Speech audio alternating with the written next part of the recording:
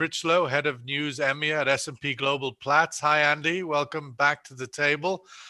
I suppose there's one headline that stands out above all else from last week, and that is that Brent crude broke through 60 and just kept on going. How do you reflect on last week, Andy? Yes, it's a remarkable run that Brent crude is in at the moment, and certainly it's riding on the back of some of the global economic stimulus that's going to start filtering through. Obviously, the new president in the US, Biden, there's a big stimulus package there that will have an impact on demand going into the year. You've got the Saudi cuts, which were enacted at the beginning of the year. They've started to obviously have a big effect on the market. It is interesting, though, because in some ways it is slightly counter-cyclical, because as you go into February, you do have this lag in demand that starts to kick in with Chinese New Year. Platts Analytics is estimating that that'll cause a drop in consumption by 1.2 million barrels a day in February. So that's a big slug of crude to come out of the market at a time when there is quite a lot of volatility around there and so forth. And then thrown into that, you still have lockdowns in across Europe. You still have a large proportion of the world's long-haul aviation traffic grounded at the moment. So, to see crude Brent trading above $60 a barrel, and a swathe of analysts and forecasters from banks, etc., shifting their outlooks on where they see prices is quite remarkable. I mean, are we seeing the oil markets, as was quoted last week by a guest on this Sunday review show, the market is getting ahead of itself, or indeed are we seeing the fundamentals emerge? And of course, we're forward pricing 2 or 3 months from now, that the fundamentals are starting to support these levels of price that reflect where we were about a year ago. I think it's very difficult to say. Certainly, if I look at the world today to what we were the last time we saw crude at $60 a barrel, the world has changed dramatically. Yes, the rollout of vaccines globally is going to open up economies. We're going to get people moving again, etc. But there has been a pattern of change here, and you just look at the aviation sector. Where I'm sat at the moment, I'm 5 miles away from Gatwick Airport. On a normal day, Gatwick will handle anything between 60 and 70,000 people a day. At the moment, it's handling 1,500 people. And they're all going into quarantine from today or tomorrow, right? Yeah, absolutely. So where is that demand being accounted for? So there's something, from my perspective as a journalist, as an energy journalist looking at this, there's something that really doesn't make sense here. There's a disconnect between prices at the moment and what I'm physically seeing on the ground in terms of fundamentals. Well, that's why, of course, we have James McCallum to make sense of everything. So you're in good company. The chairman of Xergy, energy professor, Strathclyde University, currently depressed that Scotland lost by 1 point to Wales, but we'll leave that for another conversation. James, one of your favorite stories we see over last week, Exxon and Chevron getting downgraded by S&P Global Platts, not Andy's division, but the ratings division. Clearly, the outlook seemed to be recovering for the majors, but maybe not so fast. Well, it's, good morning, everybody, and as Andy and I are obviously the guests on your show that are excused for Valentine's Day, may I just wish everybody a happy Valentine's Day. So, look, the story on ExxonMobil, Chevron, Conoco that's in the News Digest is one, as you say, which I repeatedly come back to. But I think Andy summed it up absolutely perfectly when he said that the world has dramatically changed in the last year, and it has dramatically changed. I'm sure we'll touch back into oil prices going forward as we go through this conversation. But for me, I think the News Digest sums up absolutely adaptly where we find ourselves. We've got storylines which are talking about the world going big on climate change. We've got storylines around going big on stimulus. We've got storylines around what 1 million barrels a day of a cut by Saudi Arabia can do to oil prices here. And I think as we see the week ahead play out, but probably more into the weeks ahead, it's worth remembering that we've got roughly nearly 50 days to run on that Saudi oil price cut. I think we have entered a really interesting phase for oil price. And, whilst Andy, sort of like says quite correctly, there are lots and lots of analysts out there predicting a sort of a steady continued run now on the price of Brent. I'm just not sure, Sean. I think the reality is that the fundamentals are there that actually support a softening of prices as we go on into the rest of the year, and as other producers in the OPEC Plus consortium seek to increase production. And for me, I think 60 is a milestone moment in terms of coming through it, but I don't see it as a floor at all. I think we may oscillate around 60, whereas we previously oscillated around 55. But this is not a moment where oil prices are just going to press ahead in the course of the next year. But Andy, the OPEC Plus have been quite successful now in getting the market out of contango and firmly into backwardation, where it pays to destock now, and so inventories could start. I mean, they've been declining all the time, but could accelerate given the forward curve on the oil price. Yes, it's a very good point. I think that you do have to wind the clock back a little bit to where we were February last year, and it's easy to forget that actually OPEC Plus was on the verge of fragmentation and breaking up in February last year, and the Russians they had one foot, if not both, out of the door. What changed that? Well, it was Donald Trump, and although he has exited the scene now, Trump more than any other president had a direct impact on OPEC policy, and he did that via social media, via Twitter, and that not really impacted the thoughts of policymakers because it was often timed around meetings and key decisions. It actually impacted price, and the charts are there to prove that. That's no longer going to be happening, and this void that's left by that, it's going to be interesting to see how that affects negotiations within OPEC, because in a way the risks are now balanced to a certain extent on the downside, because as we get more accommodative economic environments for producing more oil, as we get more potentially more demand coming back, as you say, stocks start to draw down, the incentive for all the major producing countries is to pump more.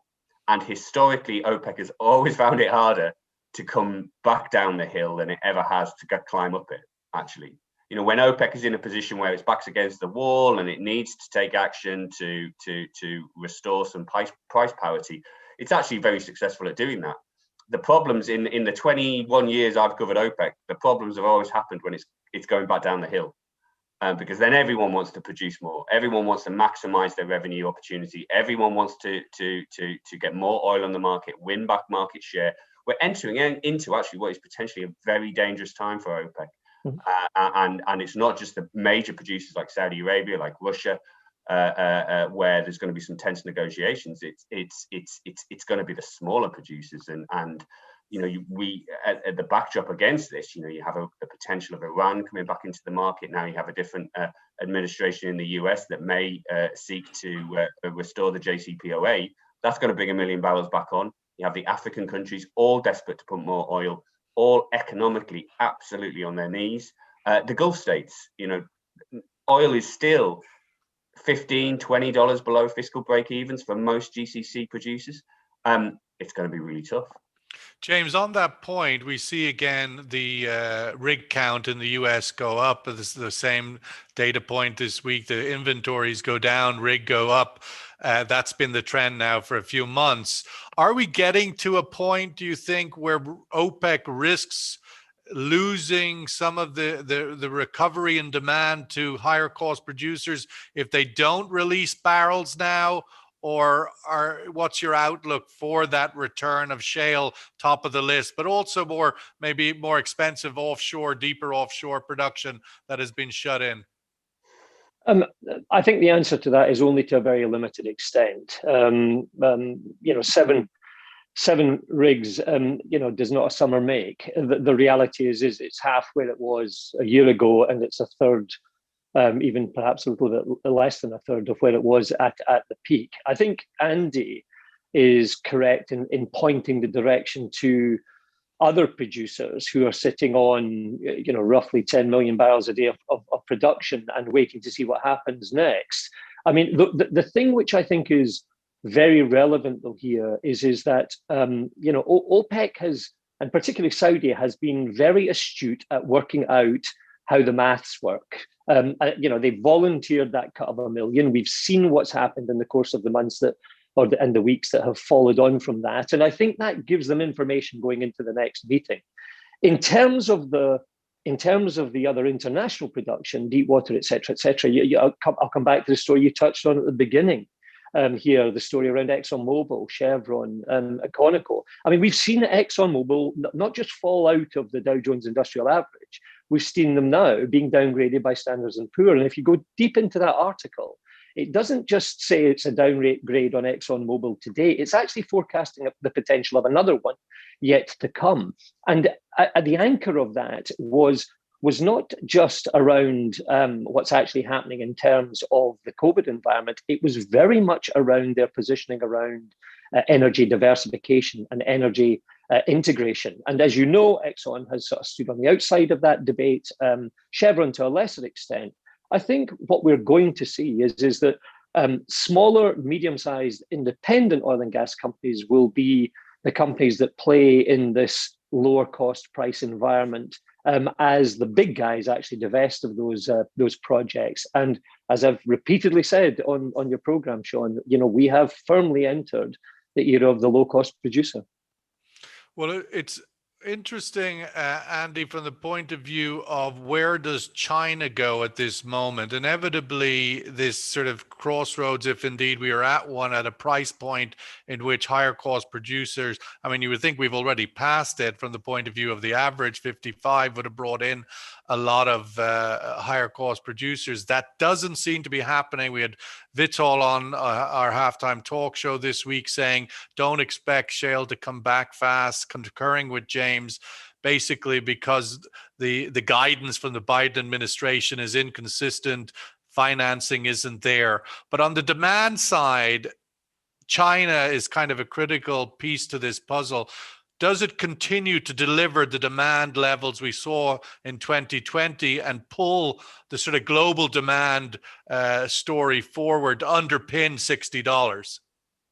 Well, I mean, that is the key question, isn't it? And it's not just really China. I mean, if you look at the real big picture fundamentals underpinning all resource markets and not just oil, gas, ags, petrochemicals, everything, every raw material and energy resource that is traded, that it's population growth. And if you believe in the theory, the concept, the idea that we live in a world of about 7.5 billion people, we're going to go to about 9.5, almost 10 billion people by 2050. We need to find ways to create more resources, to produce more resources, to produce more energy, to sustain economic growth, if not grow economies, without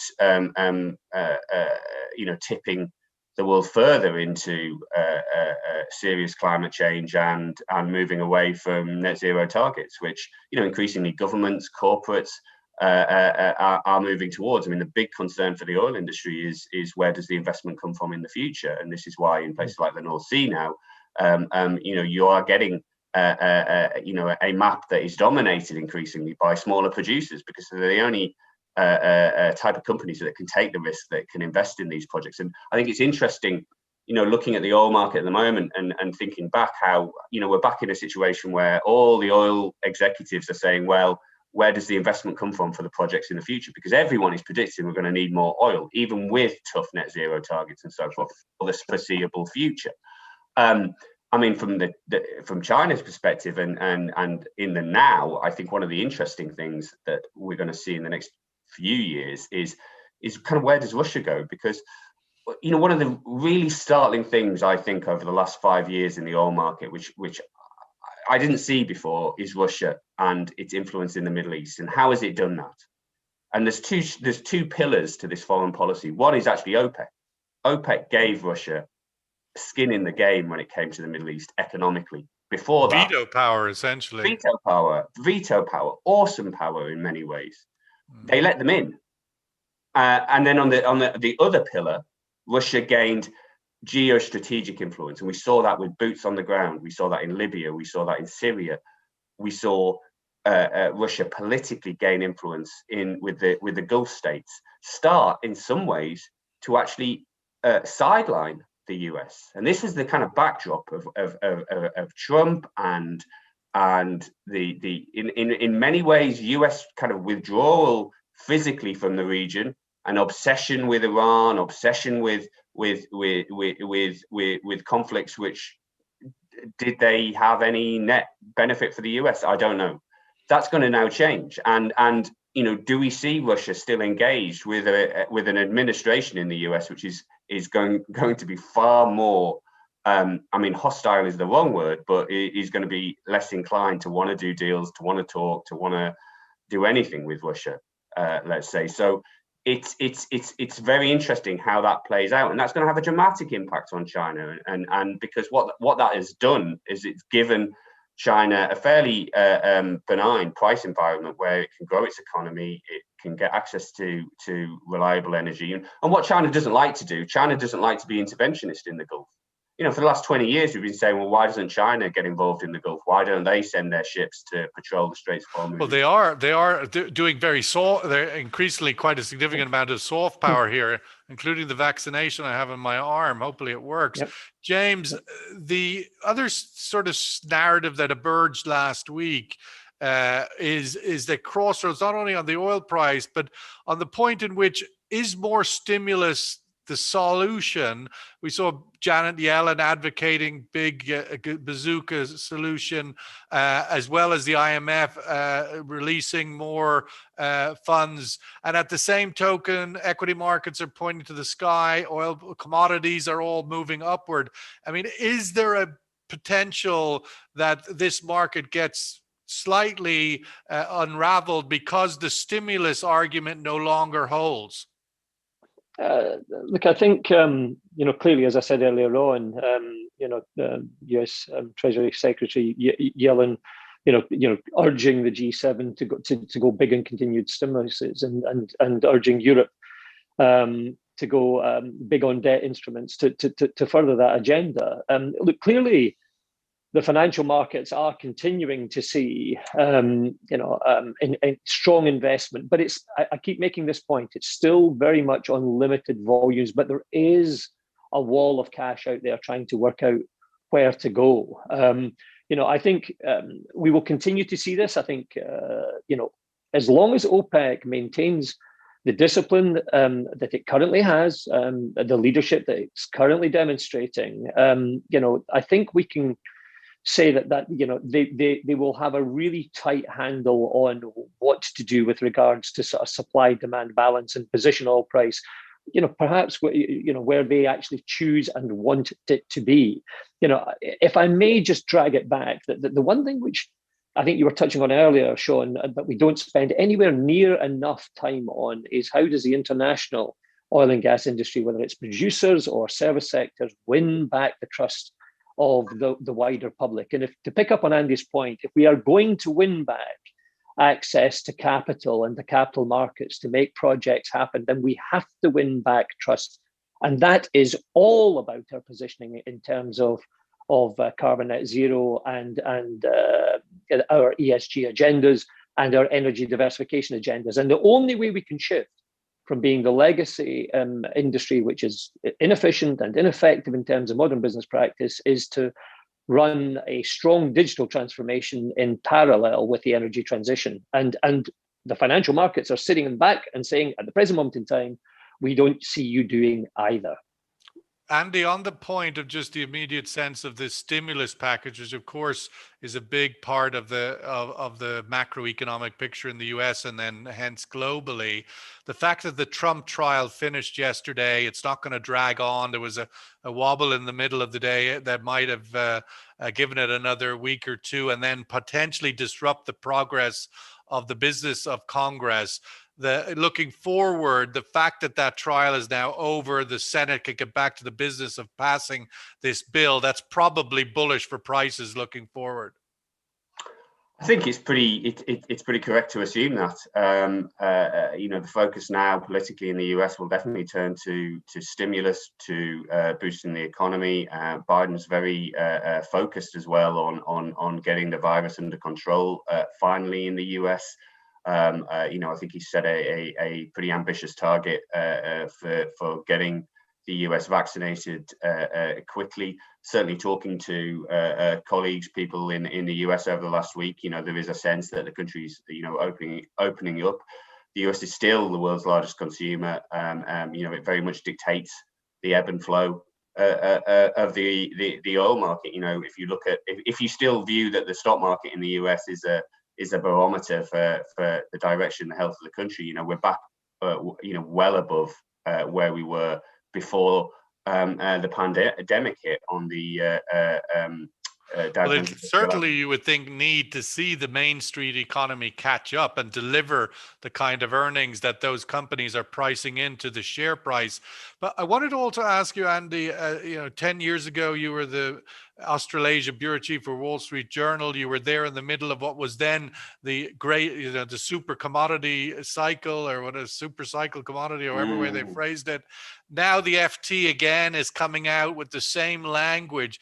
Whether true or not, once the Financial Times and the other kind of trend-setting media companies start putting it into that space, the financial funds flow in and it becomes a reality. What's your own sense, having witnessed it 10 years ago? Do you think we're on the doorstep of another commodity super cycle, i.e. where every commodity rises? Well, yeah, I mean, I'm glad that the Financial Times and Bloomberg finally have caught up with what I've been saying for the last 3 months. We are on the brink of a super cycle, if not, we're in a super cycle, and it does feel very similar. Talking to some of my mining contacts in Australia at the moment, what they're seeing in terms of demand into China and what they're seeing in terms of currency fluctuations. You've got a very not benign, but a weak US dollar incentivizes China to buy more commodities, and that is what's happening from everything from iron ore through to copper to corn, and we're seeing that in price activity. That trend is only going to continue as we get more economic stimulus coming through, and it's how that stimulus is deployed. And it's pretty clear a lot of it is going to be deployed around infrastructure. There is an infrastructure deficit around the world. It's not just in the US, where they're even now talking about high-speed rail networks. And we're in the middle of building one, or we've just started to build one here in the UK with HS2. These kind of infrastructure projects, historically, they drive demand, and they have a big impact in demand when they run over 5-year cycles. So we are certainly in at the beginning of a new super cycle, and you just look at the copper price, which hit a record last week.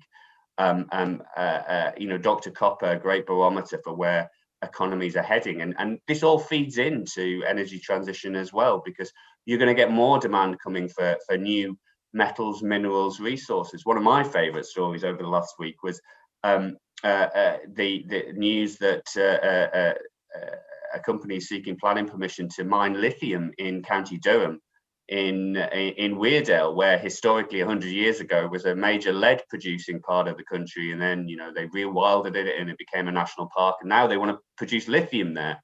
And it kind of, for me, it kind of tells this wonderful story of how economies change over time, and maybe we're at the beginning now of a new transition in how energy and resources, how that will interact with the global economy, and that's energy transition and its decarbonisation. And we've got the COP26 talks at the end of the year in the UK in Glasgow. Will we see the US commit to a binding net zero target for 2050?